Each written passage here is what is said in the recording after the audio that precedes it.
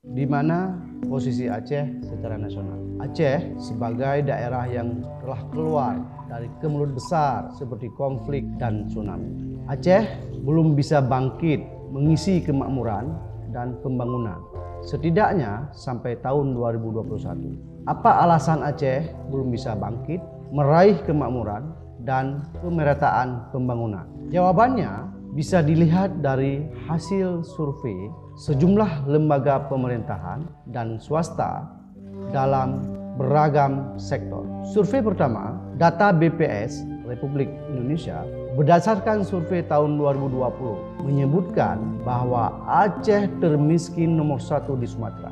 Jumlah penduduk miskin Aceh pada September 2020 sebanyak 15,43%. Jumlah itu terus bertambah dibanding pada bulan Maret 2020. Hasil survei kedua, yaitu survei yang dilakukan oleh Kementerian Agama Republik Indonesia yang menempatkan Provinsi Aceh pada ranking terbawah, urutan 34 dalam hal indeks kerukunan umat beragama pada tahun 2019.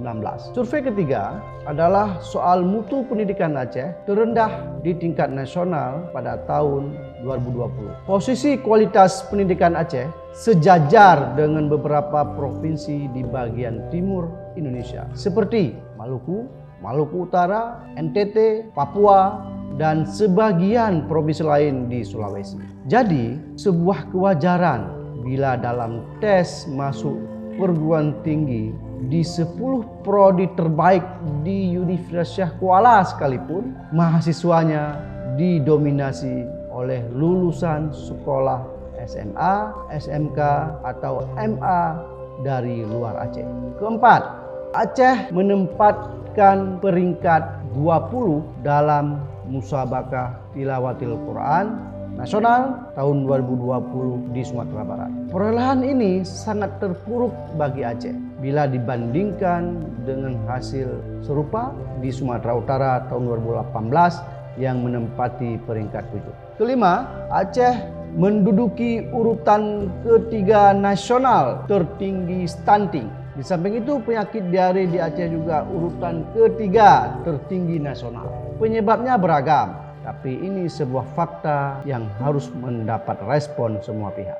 Keenam, Badan Nasional Narkotika atau BNN menempatkan Aceh masuk peringkat ke-6 sebagai provinsi paling rawan peredaran dan penyalahgunaan narkoba secara nasional pada tahun 2020. Sebelumnya, Aceh peringkat 12 kini masuk menjadi peringkat 6 nasional. Ini sangat mengerikan situasi generasi Aceh ke depan. Ketujuh, Aceh menjadi nomor 3 nasional yang masyarakatnya terpapar dengan konsumsi berita hoak pada tahun 2020 di samping Provinsi Jawa Barat dan Provinsi Banten. Kedelapan, secara perankingan Indonesia, tingkat literasi internasional memang masih rendah.